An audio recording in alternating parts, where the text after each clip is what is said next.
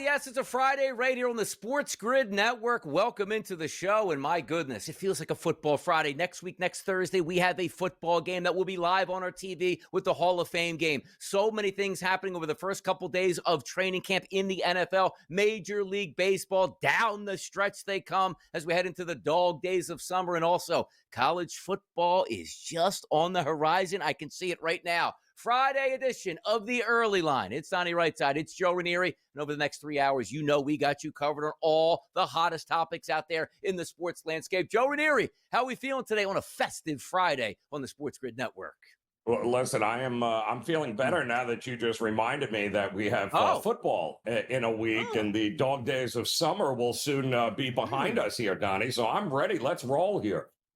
I got to tell you, like, you go through May, June, July. It's like you wait for football. And football technically is here, even though we don't have a game until next week. And it's a preseason game. In the month of August, we don't see any live bullets in the NFL till September. But it just feels like August is about to go so fast, Joe. And before you know it, you're going to be watching that football game on Thursday night between the Philadelphia Eagles and the Dallas Cowboys. And away you go with already multiple weeks into the college football season. But before we get to that, we got to keep the people updated on exactly what's going on. And yesterday, unbelievable news. I mean, I saw this while I was doing Moneyline. It was like, you know what? Is this real? Do I have to check around? Hulk Hogan passes away at the age of 71, Joe. And for like me growing up in the 80s and then the 1990s, I don't know if there was a more famous person in the sports landscape in America than Hulk Hogan. Commercials, wrestling, movies, just an absolute icon. It's one of those guys who you think would never pass away because he's such a superhero. What a shock to the system yesterday, Joe. Hulk Hogan passes away, still devastated by it. Somebody should check in with our very own Kevin Walsh, make sure he's okay, because he might be the biggest wrestling fan here at the network. But listen, anybody who grew up loving the WWE, the original Elite with Bob Backlund and then Hulk Hogan and Andre the Giant and Sergeant Slaughter and the Iron Sheik and Jimmy Superfly Snuka, the list goes on. And then even after his wrestling career, Donnie, what he did in the movies and what, with Mr. T. I mean, it's unbelievable. The guy has been a part of so many people's lives in a lot of generations, and he will be missed. It's just shocking all week long with the well-known celebrities, unfortunately, passing this week. Yeah, there are very few wrestlers, too. When you have, like, the baby faces, which Hogan was for so many years, then made the most unbelievable heel turn in the history of professional wrestling to still be loved and adored all the way through it. Like, 1980s, early 1990s, like, WrestleManias, like, there was no bigger superstar. And you never, oh, man, I can't stand that guy, Hulk Hogan. Now, there's some stories that come out later and, what he's like behind the scenes and all that. But just in the 80s, you didn't know that any of that as a kid. It was like, this guy is the brightest superstar in the business. Everywhere he went, there was a massive crowd, sold out arenas, sold out stadiums, record high ratings for the WWF back in the day. And here we are today reminiscing over it. Wrestling business certainly a better form now than it was way back in the day before Hogan took over and Vince McMahon took over the United States, knocking out those territories in wrestling. Sad day, Hulk Hogan passes away yesterday at 71. But back to the NFL here, Justin Fields. My goodness, we are starved for attention on the NFL, Joe. You might have thought that, and I was joking yesterday, like Patrick Mahomes combined with Jalen Hurts and also Josh Allen are all out for the year. That was what we were looking at Justin Fields. Like, what? He's down? This can't be happening right now. Turns out it was a dislocated toe, probably the best case scenario you can have, but we're so starved from information. It was like a 20-minute manhunt on what happened to Justin Fields before we actually found out. And for folks like me who are lifelong sad Jet fans, when I read this and it came across, I just put the phone down and said, usually I get to put an X through the season after the first, 2 games of the regular season. Like, well, that was fun. But now you're basically putting an X through the season, and we haven't even gotten to training camp or one preseason game. I can't think of anything more Jets in the world than hearing that Justin Fields was carted off the field yesterday. So knock on wood, hopefully it won't be Tyrod Taylor starting the season for the New York Jets. I mean, the Jets there's not high expectations, but the one expectation was you're going to get to see what we have in Justin Fields. And the expectation yesterday for 15 to 20 minutes was like, there are no expectations. We don't even know if he's coming back at this point. So just a wild time. But how about this? You go out to Vegas here. You like to spend money, you like to lose money at the tables here. You know who's losing $35 million right now? Christian Wilkins. Are you kidding me? A blockbuster deal where he signs for over $100 million and in basically the terms of a year, he's out because they didn't like the way he rehabbed. Is this money going to his head where he's like, I'm getting paid no matter what. I won't rehab no matter what you tell me to do or how we do it. This is an odd move that the NFLPA is like, yeah, that's not happening. He's getting his money. You're not railroading this guy because of buyer's remorse, Joe, at this point. Yeah, well, you know what it sounds like? Maybe there's a new sheriff in town with the Raiders. And, you know, this would have worked great in the Raider teams of old. This, you know, you blowing off rehab and not taking it seriously would have been no problem. But it's a new day. It's a new era. There's a new sheriff with Vegas here. And you got to set a precedent at some point, Donnie. Otherwise, the inmates will run the asylum here. Exactly. Like you do have the new sheriff in town with Tom Brady, ultra competitive. Let him get word like, what, this guy's not showing up. We told him he needed to be at this foot doctor, but he's in South Florida partying at this point. That doesn't last long in the NFL, no matter how big that contract is. Now, as I said, the NFLPA is probably going to fight that. Who knows what they'll get back, but just a bad look for a guy that's like, hey, I got all the money in the world. And now you're back on the open market, possibly looking for a job, trying to sell your new employer that you're ready to go to work and be certainly a team guy. How about Major League Baseball? We're about a week out from the trade deadline, but that's not stopping the Major League Baseball timelines from changing. The Mariners acquire slugger Josh Naylor in a trade with the Diamondbacks. We always want that Mariners lineup to beef up, but also the Diamondbacks, that white flag is a waving, Joe. And maybe the least surprising here, we heard Josh Naylor's name a lot heading into the trade deadline. 28 years old, 11 home runs, 93 games for Arizona. He's he's a good bat that has some power. That once again, Seattle, they've been playing pretty good baseball. That's not exactly the easiest ballpark to hit in Seattle, but it helps to have some power if you're going to make a run in the postseason for sure. Certainly. And talking about making a run in the postseason, the Blue Jays making a run right now with 61 victories after knocking off the Detroit Tigers. But the biggest news isn't did Toronto beat Detroit. It's what's happening with Detroit. And a month ago, if you would have told me that the Toronto Blue Jays would have more wins than the Tigers, I would have said you were crazy, Joe. The Tigers, ice, baby cold. Listen, I've been screaming it for a while now. I did not like this Tigers lineup. I thought offensively, it was not going to last. They had an unbelievable first half of the season, and guess what? Carpenter goes down, and now all of a sudden they can't hit lefties, they can't hit righties, they're scoring one run a game. Yeah, this is not a championship team by any stretch. They may not even win the Central at this point here, Doc. Yeah, it's a precipitous fall, to say the least. And sooner or later, you might want to stop that before it gets out of whack, because that big lead in the Central might not last all that much longer if you lose every single day. Talking about losing every single day, that's what we thought the Indiana Fever might do without Caitlin Clark. They pick up a dub yesterday, 80-70 over the Aces. But the bigger news is, and I hate this, we love timelines. Hey, when's this going to happen? When's this player coming back? Caitlin Clark, no timeline. That's not good news. No, that's not good. But the good news is Kelsey Mitchell dropped 21, Natasha Howard and Aaliyah Boston had double-doubles. You got to step up here and see if you can weather the storm to get her back at some point.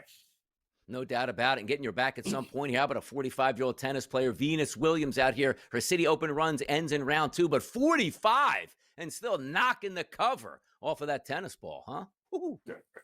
Donnie, I guarantee you keep playing, Venus. You show these younger ones here how it's done. Show them how it's done. I'm all for Venus. Let's go. Look at that. Venus and Serena, come on back to the women's tour at this point now, just in time for the U.S. Open that's coming up at the end of this month. But much more football talk going to start next. And also, this Jets outlook here would have been devastating if Fields was down. Are they looking at win totals here in shambles? How quickly can he get back into that lineup? More football on a maybe Football Friday right here on the SportsGrid Network. We'll be right back.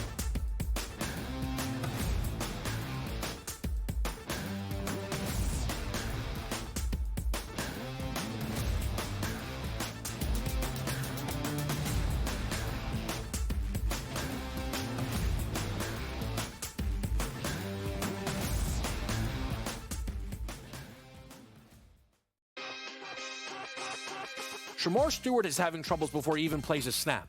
And he's seeing what's happened to the stars of this football team, by the way, right? The Higgins stuff wasn't super smooth. The Hendrickson stuff's not smooth. But why pay him that big number where you've got Trey Henderson, who's an absolute superstar at edge? You always build a defense. Why haven't the Bengals been back to the Super Bowl in the last 4 years? It's real simple. Game time decisions only on SportsGrid. Y'all know where I'm going. And yeah, you can call it Nick bias all you want. I'm taking the Knicks to come out of the East. I look at this New York team and think that Mike Brown is an upgrade over Tom Thibodeau. You may disagree. I don't care. I look at the fact of getting Yabusele and Clarkson off the bench is going to make the Knicks more dangerous. Betting above the rim only on SportsGrid. Your approach with Marion Hampton is if you're going to draft him aggressively and early, you better be patient because it might take half a season before he really takes over this backfield, and it might never happen this year, depending on how Harris performs. Gadsden and Disley so far not fantasy relevant at this time. Again, a more run-heavy offense. Hampton and Najee Harris, very intriguing, but the ADP, I think, on both of them is slightly off. Fantasy sports today, only on SportsGrid. Eric Skubal, another incredible performance.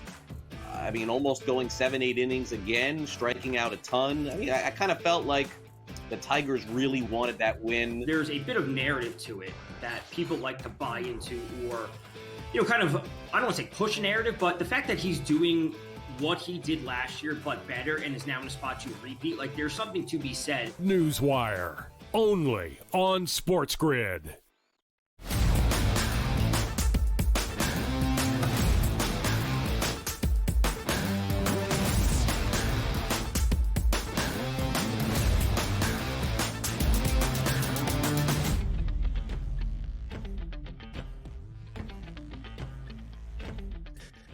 Right back at it, hour number one in full effect right here on the early line. And here we go in the SportsGrid Network. Donnie Rightside along with Joe Raineri, NFL action. And again, as we let off the show, talking about the 7-7, the hottest topics there. The hottest topic yesterday morning by far was Justin Fields. And in the sports landscape of the NFL, it's like, all right, well, what are the Jets going to do? Well, maybe Fields will be fun. We don't expect playoffs here. We'll take a look at some win totals in just a bit. But talk to me, Joe, about just the thirst for football that's back, where it was like the Zapruder film that people were trying to figure out where he was carted to. He was behind a tree. What type of injury? The Jets wheeled him all the way around like the back of the facility so nobody could see where he went in. And it was like 30 minutes of silence. And we were waited with bated breath like the new pope was coming along. Where is that smoke going to clear? Who's coming out of it? And what's wrong with Justin Fields? The magnitude of the NFL being back is pretty crazy when we are looking at Justin Fields on an insignificant Jets team and just waiting on every word to get information.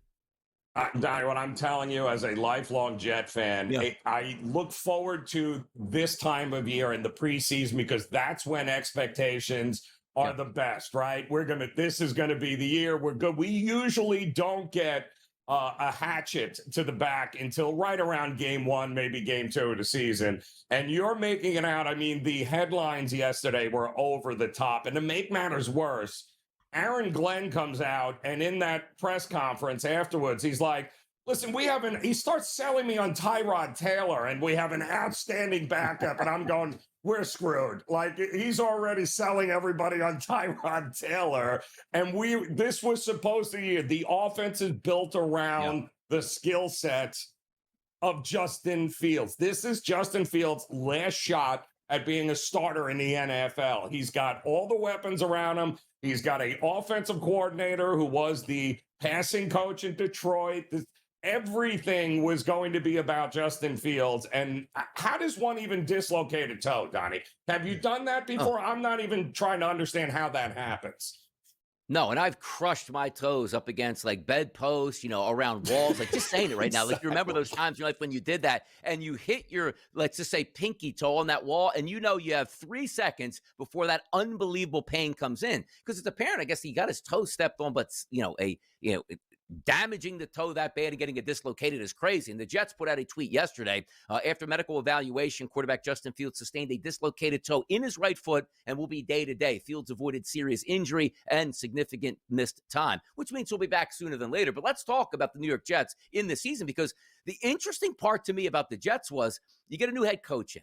It didn't work with all the high-priced veterans that you had. The Jets never make the playoffs. So now you get a coach that says, all right, show me what you did in Detroit. Can you rebuild that here? And he's probably saying, you know what? Let me get my guys in here. Let me build the foundation. Let's see who actually wants to be a Jet, which included Fields, which is a great spot where Pittsburgh was like, you're going to come here, but you're never going to be the starter over Russell Wilson. We don't care what you do. And you go at the end of the year, it's like the Steelers are like, hey, Fields, you want to come back? It's like, no. Like, you showed me your cards. You don't believe in me. And the Jets are like, you know what? We have a team here that we think could be something. Can you be our starting quarterback? Come in and prove it. Here's a decent paycheck, and let's get to work. It almost feels to me, Joe, like this season was just about, can Justin Fields be your franchise quarterback and be there long term? And if he was dropped day one of practice, oh my goodness, that would hit so hard for a Jets fan. Like, yeah, this is what's supposed to happen to us. But glass being half full, and that's not generally how Jet fans talk, because it's usually doom and gloom with news like this. But if I'm being optimistic here, and they expect him to be fine, they expect him to be back, but the timing of this probably could not be any better. Why? Because you still have guys like Kirk Cousins or Jameis Winston available. You still have Tyrod Taylor. You've got moves. You have options that you could make if you lose your starting quarterback or feel this is going to go into week 4, 5, or 6. There are options that the Jets have right now and moves they could make that I think won't affect the line one way or the other with the win total at 5.5. I think the timing of this, knock on wood, he's okay. But if he's not, it's better now than it would be a week before the season started, Don. Now, also, let's play devil's advocate. Let's just say that, Justin Fields was down for the season. It was a devastating injury. We're going to get to the numbers in just a second, the odds, because he's not going to be down for the season. But to me, I would have said, like, the Jets' best-case scenario would be to not even get a veteran quarterback. Just play out the string, win 2 to 3 games. Then at the end of the season, Arch Manning's going to be your quarterback, or whoever comes out, Nussmeier from LSU, or, Lenora Sellers, whoever's going to be the number 1 overall pick. You would at least know that, because I thought the Jets' season in totality was, let's just see what Justin Fields has. Let me get my foundation built, and then we'll go in the future. If Justin Fields is part of it, great. If not, would you have thought, though, if he went down, you would have went for a backup quarterback that can actually win football games and be competent? Or is it just would have been a throwaway season for the Jets? Their win total is 5.5, people. What are we thinking this was going to be anyway this year with Justin? It could still be that with Justin Fields being 100% healthy, Donnie. But the reality is this New York Jet team was never going to win based upon Justin Fields' arm, or it was always going to be about the defense and how they run the football. This was never going to be a situation where, Justin, we need you to throw 45, 50 times a game. And if you don't do that, if our vertical game isn't there, they were going to win on defense. They're going to go over 5.5 wins because they can run the ball and they can stuff everybody. And as Justin Fields has half a decent season, they're going to win 7 to 8 games. I think that was the ceiling to begin with.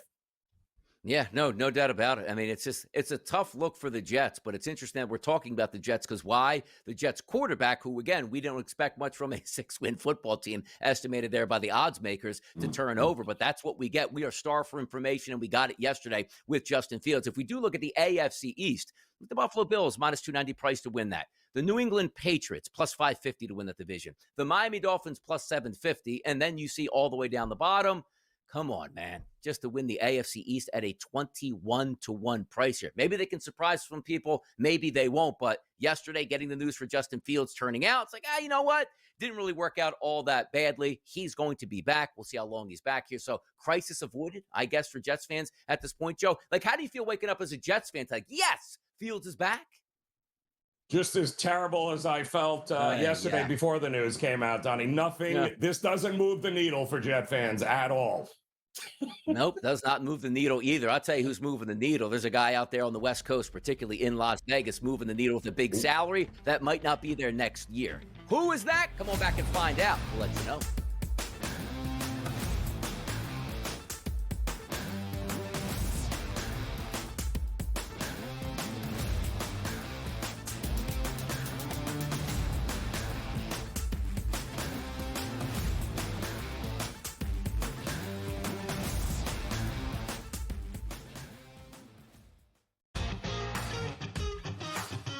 he was already doing the dusting of the spot of where this one was going to go after Augusta this year. And the players, he's had this insane start to the year. We won 3 times.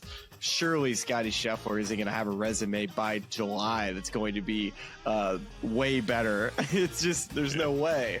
But here we are. It's Scotty Scheffler with 2 majors on the year. The Smiley Show, only on SportsGrid.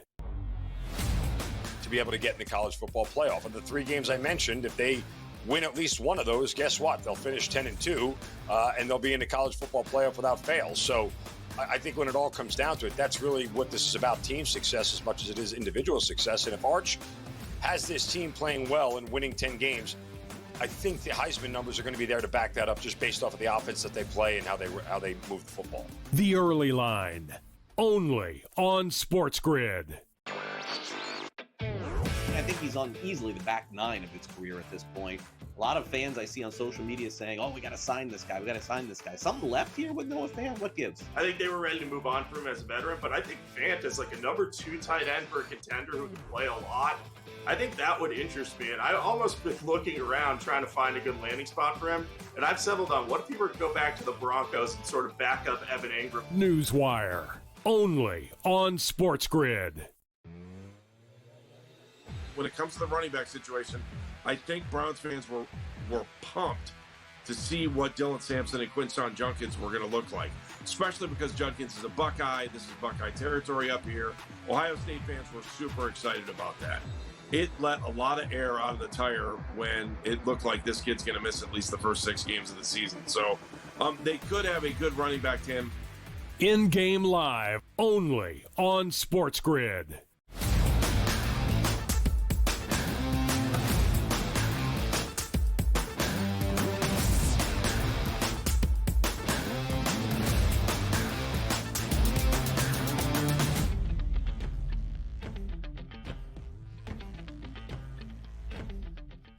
Getting paid, that's what you try to do in the NFL. Justin Fields signing with the New York Jets. He got paid in the offseason to be the starting quarterback for the New York Jets. And as we just talked about, it's like, hey, man, he was almost done before you get 3 plays into your preseason camp. That would have been crazy to work out. But one thing we weren't expecting yesterday, Adam Schefter sent a tweet out yesterday.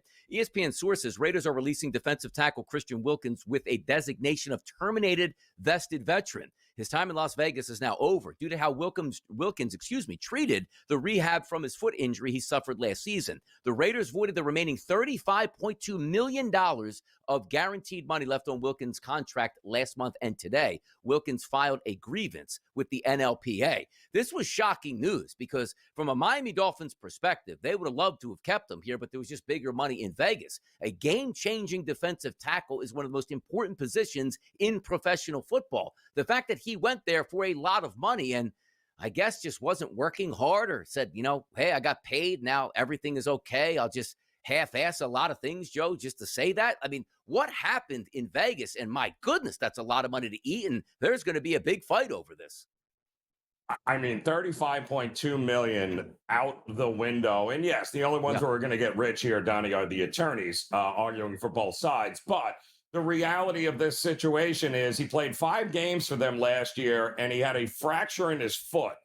And the team wanted him to get surgery to repair it.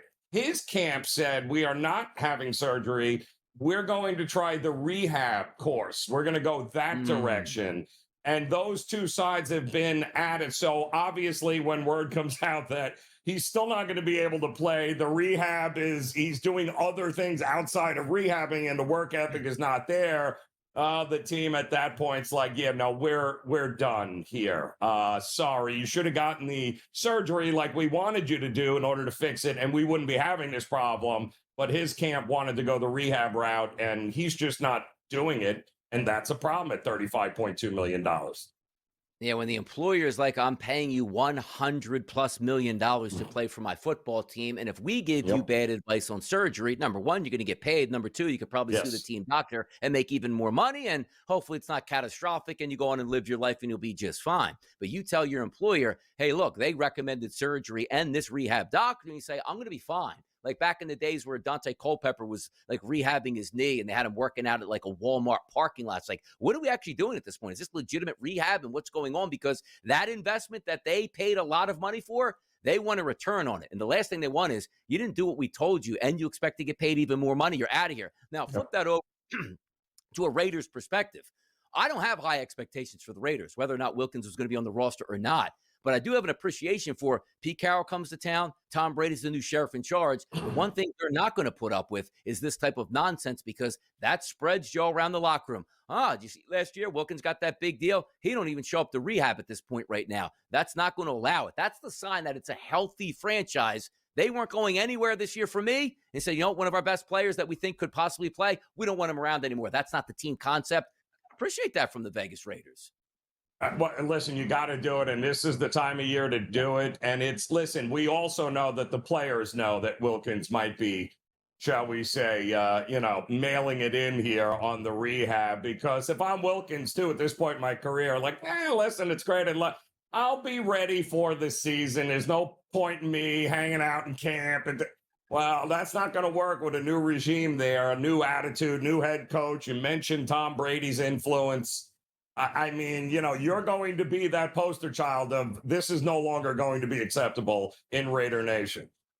Yeah, it's going to be interesting to see also where that landing spot is going to be. Because, again, he was wreaking havoc on that defensive line with the Miami Dolphins. Back to Miami. He goes back to Miami, relaxes, goes back, got that big payday. He'll probably get, let's just say, most of that money back because that grievance, they're not going to allow that. Like, we just don't like them to rehab. There's probably so many clauses in that they're going to be able to fight and just to say, meet us halfway or he's going to get it all back. There's no way he loses this grievance and gets none of that $35.2 million. But if he heads back to Miami, that'll help because Miami certainly needs a lot of help. Their offense looks good. Their defense has some question marks. The vibes can't be high down in Miami, but Wilkins out for the Vegas Raiders. So you're saying Miami. I'm just interested to see who else calls up because it's not like in basketball. Hey, Dame Lillard, we paid out your $100 million contract. You're free to go wherever you want. There's still going to be restrictions, and he's not going to pay or play, I should say, for the veteran minimum. That's a pretty good football player. So there you go. Big news filtering around the NFL, whether it's Justin Fields getting injured yesterday and then being okay, or Christian Wilkins saying, you know what? See you when we see you here. Here's your money. We're taking it back. Good luck in the future. That usually doesn't work out all that well. But more NFL talk also coming up next. A running back that wants to get paid. And also, Bill Belichick, what's he doing down in Carolina? Next.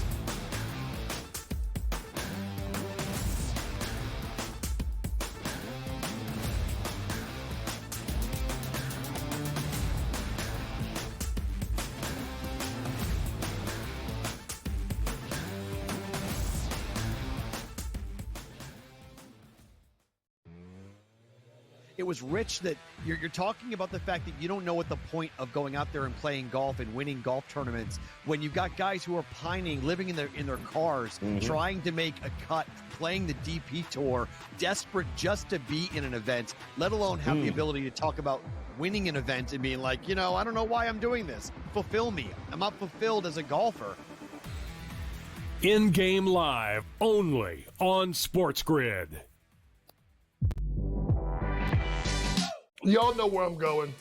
And yeah, you can call it Nick bias all you want. I'm taking the Knicks to come out of the East. I look at this New York team and think that Mike Brown is an upgrade over Tom Thibodeau. You may disagree. I don't care. I look at the fact of getting Yabusele and Clarkson off the bench is going to make the Knicks more dangerous. Betting above the rim. Only on SportsGrid. So Ramondu's already lost a ton of weight. That's great. He needs to stop fumbling the football. Trayvon Henderson, I think, is that playmaker you need. Then you got Stephon Diggs, Kyle Williams. We kind of talked about those guys. Those are the two investable wide receivers. Hunter Henry, I think in a deeper league, is probably your tight end 13 or 14. He's right on the fringe. But I think a good situation here for the New England Patriots. Fantasy Sports Today. Only on SportsGrid. this is interesting. Minus 116s, minus 120s in the marketplace. We're seeing now minus 140s across the board and 6.5s on the total. He's not a big strikeout pitcher. His metrics look terrible, but he somehow seemingly get 5 innings, 6 innings, only 1 earned run. It's because he's a super ground ball pitcher, induces that soft and medium contact. He can essentially sap the power away from the Dodgers. Pro Baseball Today, only on SportsGrid.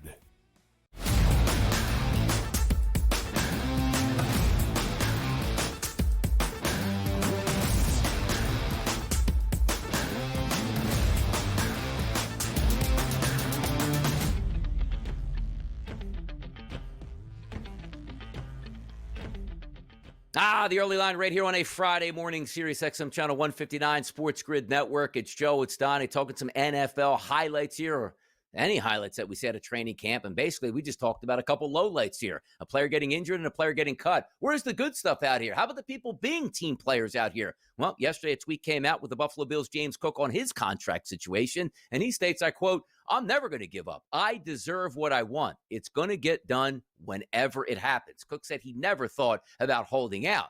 Also understand this. Usually hold that as a tactic where that team absolutely can't afford to have you, and every day without you is sort of tough. Like if Josh Allen goes, "You ain't paying me what I'm worth, I'm going to sit out," there's going to be shockwaves and a remedy immediately. James Cook has wanted a contract for a long time. But here's the interesting part about the running back situation, Joe, in the NFL.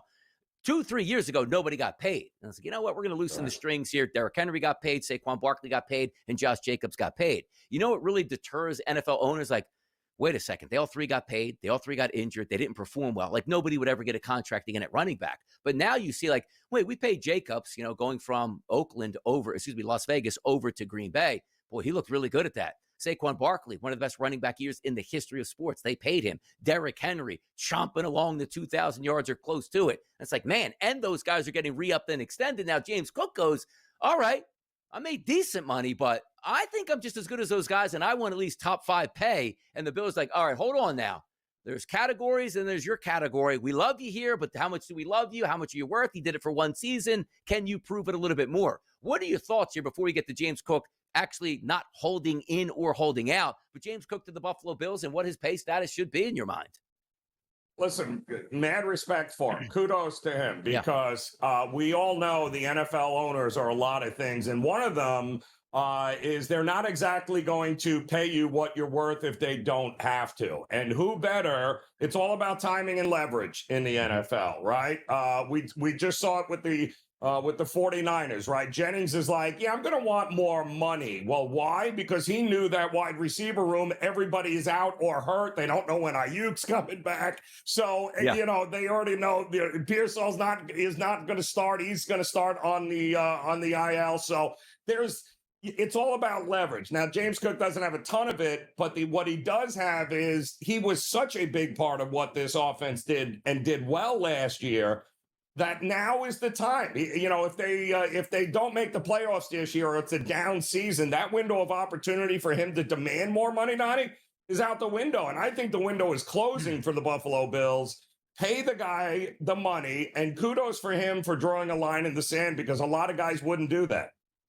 Yeah, exactly. He's like, you know what? I'm going to show up, be that good soldier. And also, you show up and be the good soldier because it's not the case that look at Terry McLaurin, right? And you say, well, the Commanders, how they doing it? Well, they offered me a contract in March. We haven't spoke since, so I'm not showing up because this isn't going anywhere. You know as well as I do. Like, let's just say the money is $13 million a year, just throwing it out there. The Buffalo Bills are at 11.5, and he's at 14 million. Hey, can we meet in the middle? It's getting closer and closer and closer. Yep. And if you're a running back, you want to get your money. You want to still be in camp with the boys and say, it'll eventually work its way out. We'll meet halfway and get this done. Because I'll tell you right now, if we heard like, well, James Cook wants a new contract, and the Buffalo say, hey, good luck with that. You can show up and like it at this point. He wouldn't be at training camp. So you have to figure it's getting close, just like Kyron Williams out for the Los Angeles Rams. Important players, but sort of that tier, it's not being disrespectful, that tier 2, right, of running backs that are trying to get tier 1 money. I'm young, I'm productive, I played really well last year. Now it's the time for me to strike while the iron's hot. They're looking to get their money, and rightfully so. We'll see. And the Buffalo Bills were very explosive with him on the field last year, talking about Cook. We'll see if he gets signed here long term, and everybody can go into the season happy. And he's not worried about, hey, man, I only want 10 carries a game. If you're not going to pay me, I need to have my longevity. Yeah, you'll ramp that up to 20 carries a game quick if he gets paid, and he'll be happy, Joe, to tote that back. Yep. And he's not a distraction, Donnie. He has shown up to the all the voluntary stuff. He was there at the mini camps.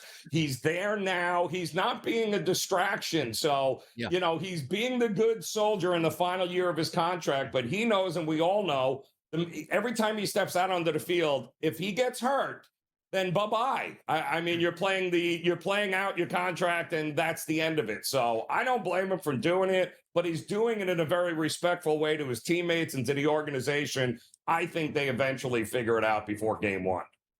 They certainly will. And being a distraction is a great segue here from professional football ranks over to college football, because all offseason long, we're not talking about Bill Belichick resuscitating UNC and Bill Belichick's great defensive mind coming to UNC and who they're going to get to play quarterback and make some bowl games and maybe in a couple of years, maybe win a national championship. We're talking about Bill Belichick at ACC Media Day, and we got video of Bill Belichick.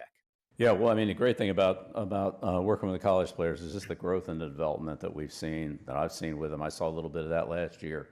When I was at Washington with Coach Fish and Steve out there, to see how much the players improved from the spring until the start of training camp. And this year, of course, we haven't started training camp yet, but through the course of the spring, the amount of improvement that our players made in those 15 days, most of which were in pads, is something that you never saw in the NFL because we never, could wear pads in the off season. And so how much better the players got in their fundamentals, their footwork, their hand placement, leverage, tackling, so forth, all the physicality things that come with different positions, whether that's press release, jams, so forth. The improvement was tremendous. And so I'd say on the college end, you're right, the players are a little bit younger and less skilled. Sometimes that's an advantage. There are fewer bad habits to break.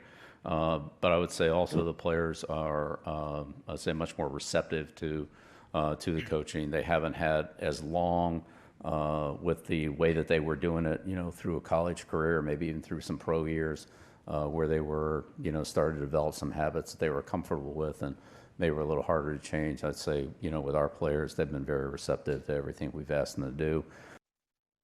There you go. Bill Belichick rambling on and on and on. Can't be feisty yet with the media. He's got to win a couple rings first before he does that. But making an appearance yesterday at ACC Media Day, Joe, what do we think? I already bet the over when it came out, 6.5 wins on North Carolina. I think it's up to 7.5 now, Donnie. And I'll tell you exactly why. Because he even said in that ACC Media Day as well that, make no mistake, this isn't I'm not coaching a college level program. It's a pro program, he said. Practice, training, food, terminology, schemes. I'm coaching this like it's a NFL team, getting these guys ready for it, he said. So I'm not changing anything or how I coach or what I do outside of the rules being a little differently, and they'll try to take advantage of the NCAA rules as opposed to the NFL rules. Nobody was better at figuring that out than Belichick. But if I'm a kid that has any aspirations of playing in the NFL, Donnie, I'm not going to I'm not looking at North Carolina and saying that's where I want to be. I think it's very fascinating what Belichick is doing there.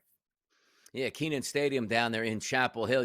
No doubt about it, Joe Raineri, in the fourth quarter, your headset's going out on the opposite sideline, and your locker room is probably going to be bugged. Absolutely. And away we go, because that's what we are going to bend those rules down at Carolina. Now, the interesting part, too, is Bill Belichick, outside of like his last year or two in New England, always battling for championships. Those are the expectations. I look at to win the ACC conference here, Clemson plus 110, Miami plus 370, Louisville 8-1, SMU 9-1, Georgia Tech 14-1, Duke 26-1, Florida State 29-1, NC State 43-1, Pittsburgh 43-1, North Carolina 47-1 to win the ACC, not the national championship, the ACC championship. He's got some building to do, apparent here to the odds makers, Joe.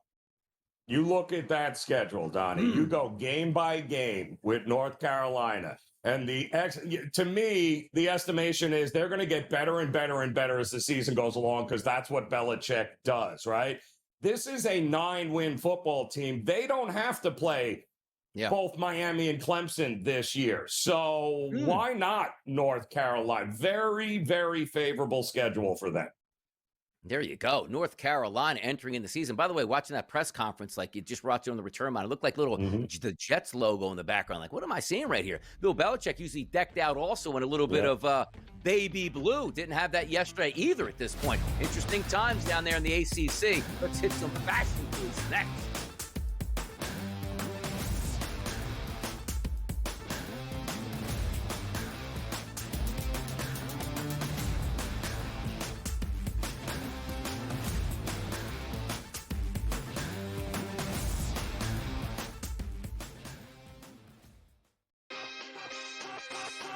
Shamar Stewart is having troubles before he even plays a snap.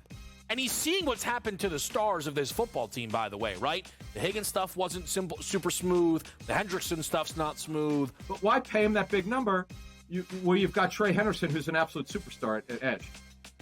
You always build a defense. Why haven't the Bengals been back to the Super Bowl in the last 4 years? It's real simple. Game time decisions only on SportsGrid. Y'all know where I'm going. And yeah, you can call it Nick bias all you want. I'm taking the Knicks to come out of the East. I look at this New York team and think that Mike Brown is an upgrade over Tom Thibodeau. You may disagree. I don't care. I look at the fact of getting Yabusele and Clarkson off the bench is going to make the Knicks more dangerous. Betting above the rim only on SportsGrid. Your approach with Marnie and Hampton is if you're going to draft him aggressively and early, you better be patient because it might take half a season before he really takes over this backfield, and it might never happen this year, depending on how Harris performs. Gadsden and Disley so far not fantasy relevant at this time. Again, a more run-heavy offense. Hampton and Najee Harris, very intriguing, but the ADP, I think, on both of them is slightly off. Fantasy Sports Today, only on SportsGrid. Eric Skubal, another incredible performance. I mean, almost going 7-8 innings again, striking out a ton. I mean, I kind of felt like the Tigers really wanted that win. There's a bit of narrative to it that people like to buy into, or, you know, kind of, I don't want to say push a narrative, but the fact that he's doing what he did last year, but better, and is now in a spot to repeat, like there's something to be said. Newswire, only on SportsGrid.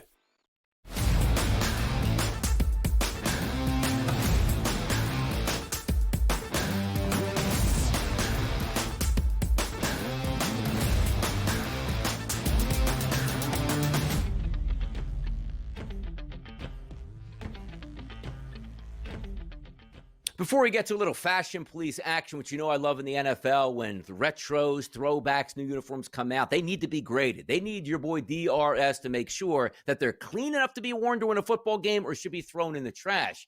But one of those questions that was asked yesterday multiple times, and Bill Belichick certainly doesn't want to answer these all that much, is what's the deal with your girlfriend? Is she going to be the co-defensive coordinator? Is she allowed on the field? Is she running the football program? Can she get into the football building anytime she wants? And he continuously says, this is not a distraction here, my girlfriend. Your thoughts here, Joe Raineri, on the distraction that might be Jordan Hudson, or are we just making a big story out of nothing right now?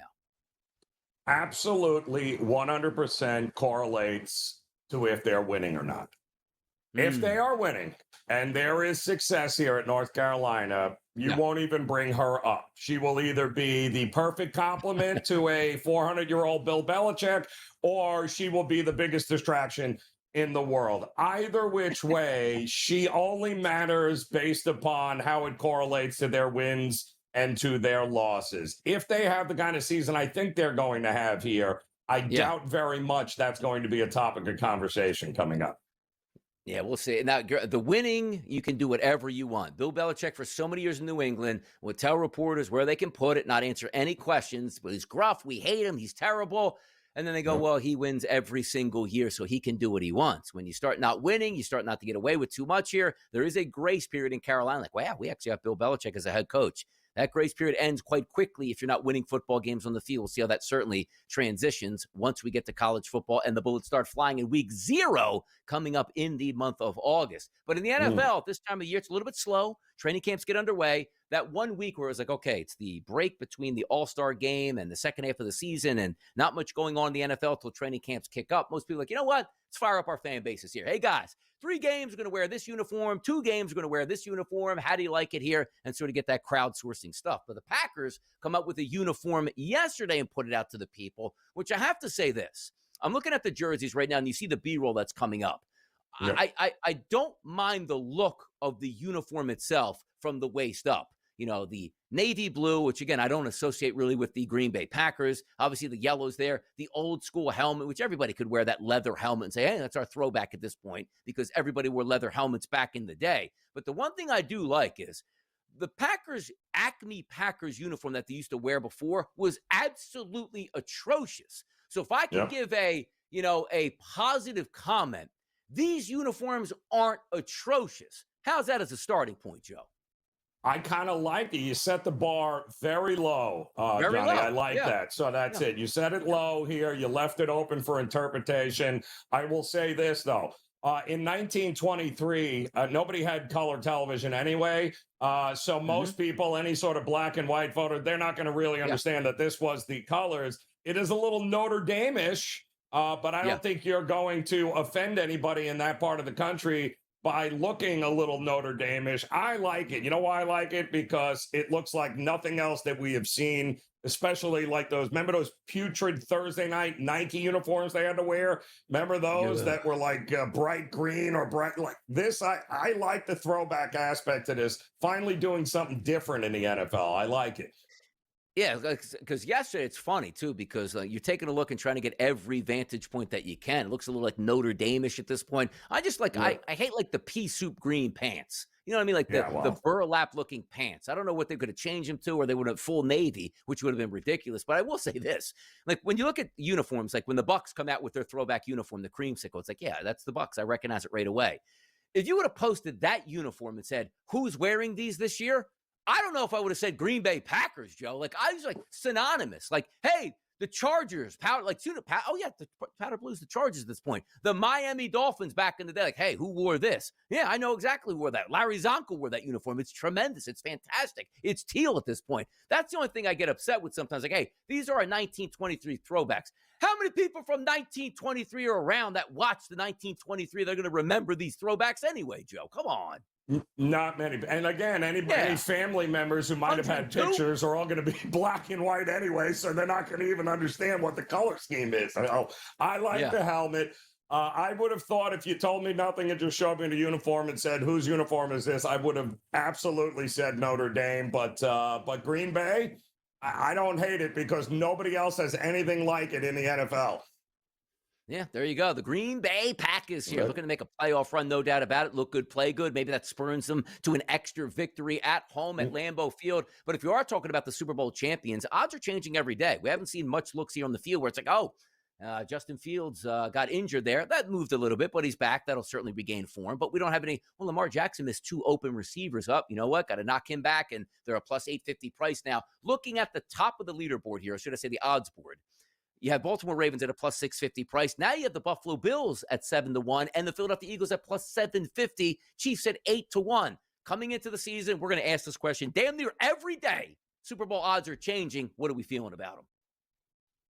Hey, listen, at this point, it's are we betting against the Chiefs, people? Really? We're stepping in front of the Chiefs and we're stepping in front of the Eagles? Who pretty much have exactly the same team that just blew out the Chiefs in last Super Bowl. So, yeah, to me, I think the Eagles and the Chiefs would have to be the 2 favorites. The Ravens will always come up short, and so will the Bills. I mean, if it ain't broke, don't fix it, Donnie. Yeah, let me ask you a question on this, too, because the Baltimore Ravens, I look at their team, and I think there's a lot of good rosters in the NFL. Let's just say 5 or 6 or 7. I'm like, ooh, they got talent across the board, no real weaknesses per se. The Eagles are one of those teams. I like the Buffalo Bills. I like the Buffalo Bills schedule more than I like the team itself. When I look at the Ravens, I say, pass rushing, got it. Linebacker, got it. Secondary, got it. MVP quarterback in the regular season, got it. Unbelievable running back, got it. Quality wide receivers, and a great set of tight ends. But that little twinkle in my mind that goes, it's Lamar Jackson in the playoffs, Donnie. How do you sell me on, yes, it's Lamar Jackson in the playoffs, he can get it done when he doesn't get it done? ever. So I'm with you. Yeah. That's why the plus 650 is a little head scratching to me. You know what it is, Donnie? Maybe they're due. Yeah. Maybe that's it. Yep. Are they due? Because that usually always means they're going to win. Yep, there you go.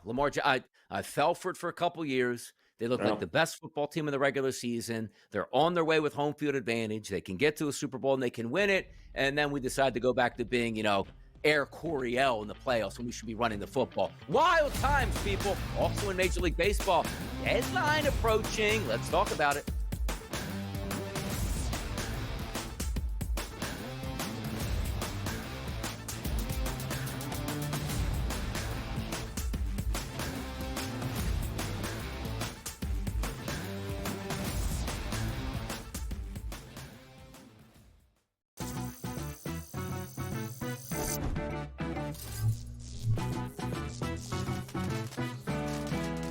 New to casinos and not sure what to play? Well, try blackjack first. It has a lower house advantage compared to other table games, making it especially player-friendly.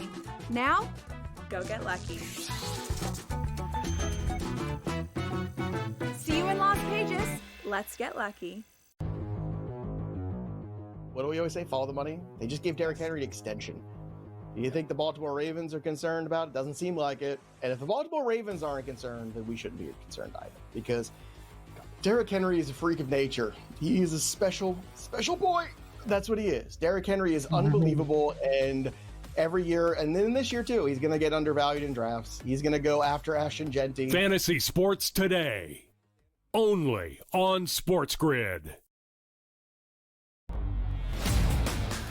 Talk to any player. Hey, used to get 18 sacks, got 7 last year. Maybe it's a defensive scheme. I don't like it at the end of the season. Oh, he's got to earn his trust back. No, he doesn't. Just show up at camp the next year and start to dominate once again, and everybody will forget. You're telling me in game number 1, the Miami Dolphins going deep, Tyreek Hill, 6 catches, 144 yards, and 2 touchdowns. Oh, man, we're still working the process. No, you're not. The minute you get back on the field, dap it up, get after it, and have a good season. The Early Line. Only on SportsGrid. Bronny's not going to be an all-star. Bronny is one of the most notable names in the league and legitimately going from people's conversations of why is he ever allowed on an NBA court to, no, Bronny's like the 9th man on the Lakers. That is a legitimate leap that I think people would genuinely respect quite a lot, JY. Betting above the rim. Only on SportsGrid.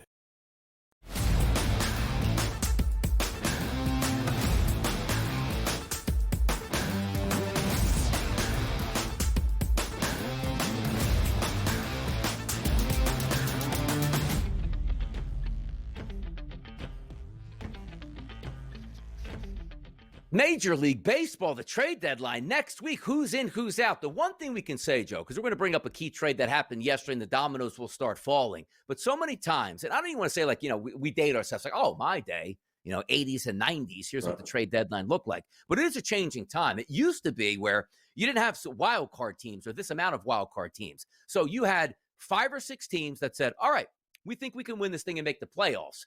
And 25 plus teams going like, come get our players. I don't want to pay this guy anymore. Just give us a mid-league prospect. You'll get an all-star caliber player because we're not going to sign him at the end of the year. Now, you add more wild cards, which is very good for the sport, and more teams are in it. But now you get to the trade deadline and say, you see teams like Arizona, which we're going to talk about here. Josh Naylor's on the move, heading from the Diamondbacks over to the Mariners. We'll get into that move in just a moment of what it means for the Mariners themselves. But just in the grand scheme of things, now you're like, well, Eugenio Suarez on the Diamondbacks could be like the next check mark to go. And the Diamondbacks are going like, you ain't getting this guy for a song and dance.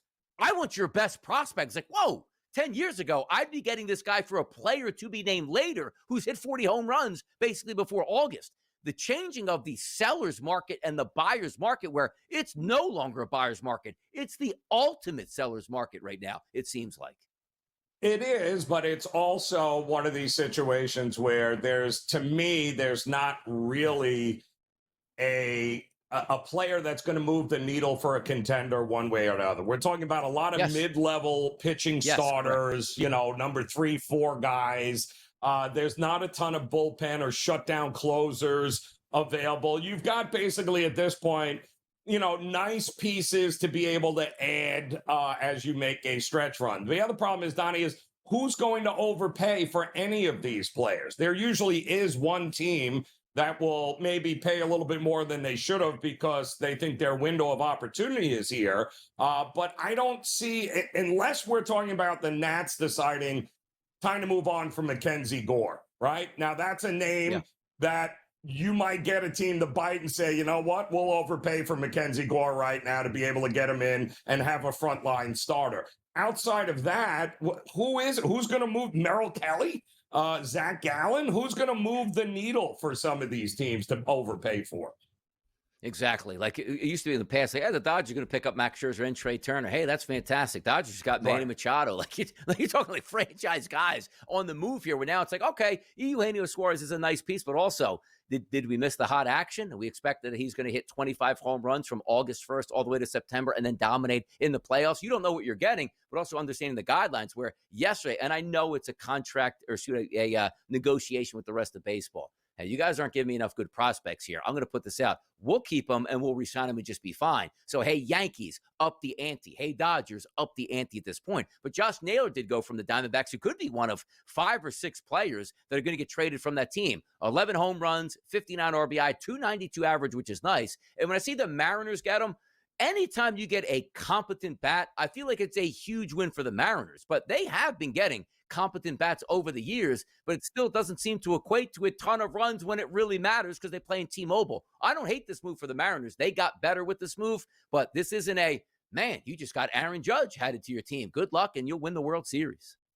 Well, the crazy thing is, too, Donnie, is usually this time of year at the trade deadline, making the team better. Seattle is never a team we talk about because they always opt never to make any moves. They don't tend to ever pay for anybody at this time of year, and the fan base goes absolutely crazy. I like the Naylor move because it's exactly the kind of bat in that ballpark that you need to win in the postseason. The long ball wins in the postseason. The Mariners got a pretty good one at not a very steep price to get him either. So today, the Mariners are much better off, and I think the fire sale begins in Arizona. Yeah, it looks like it is, too. And by the way, Arizona isn't like dead in the water like the Colorado Rockies or the Pittsburgh Pirates. Like that's a team like, man, they got a lot of talent, but completely reassessing on the fly of what they need for the future. And it's probably more pitching prospects back in that building because Zach Gallen, you're supposed to hang your hat on. Zach Gallen ain't been Zach Gallen, and Zach Gallen is also now on the trade block here for the Arizona Diamondbacks. Some scores from last night, Joe, quickly here. The Orioles, hey, look at that, a victory for them, 4-3 over the Cleveland Guardians. The Blue Jays, as we talked about, hammered the really struggling Detroit Tigers. The Cardinals with an offensive surge. And a game with Sonny Gray and Yu Darvish ended with 16 runs and 25 hits. The Athletics down the Astros, and the Mariners take care of the Angels late night 4-2. I like that under last night. Got that job done. What'd you think about that card yesterday, Joe? Well, I thought the Cardinal game was crazy because almost all the runs came in the first 4 or 5 innings. It was nuts. Did they really? Yep. Just really built that up yesterday. Two aces on the mound. Aces as compared to what? Absolutely nothing. Hour number 2 is on the horizon, people. SportsGrid Network, it's a Friday, the only place to be.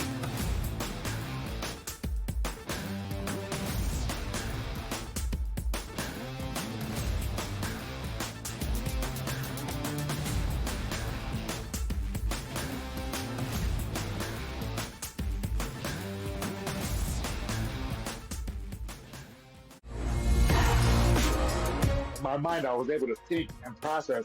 And if I let him get back up, he's going to get back up. I was like, let me finish this right now. And I caught him with that left hook, and then I caught him again with that right hook just to make sure the job was done because I was calculating his hands wasn't touching the ground and his knees weren't touching the ground, but I know he was still going down.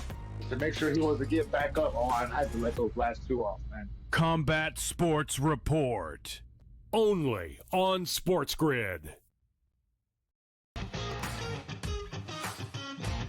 He's just only 2,300 points behind. So even if he does win at Memphis, he's still going to be behind Scotty Scheffler in the points by 300. So why? I mean, I want Scotty Scheffler to show up in Memphis, but does he need to? If Rory's not showing up and the third place guy, even if he wins, isn't going to pass him? The Smiley Show, only on SportsGrid. What do you make of the season that Barkley had last year as he piled on the yards to get over 2,000, and what can that look like this year? His year could have been much better with different circumstances here. So he was great. I assume he'll be great again. You want to take Jahmyr Gibbs? I don't have an issue with it, but, Barkley, yeah, you're going to lose the tush push. Fantasy Sports Today, only on SportsGrid. Big Fish is the best player in the WNBA. She is running away with the MVP award. Why is that? Caitlin Clark, injured. Asia Wilson, not playing at Asia Wilson level, but it's more about the fact about what's around her has been an issue. So to me, Fish is almost like the MVP because everyone else has gone down in some way, shape, or form.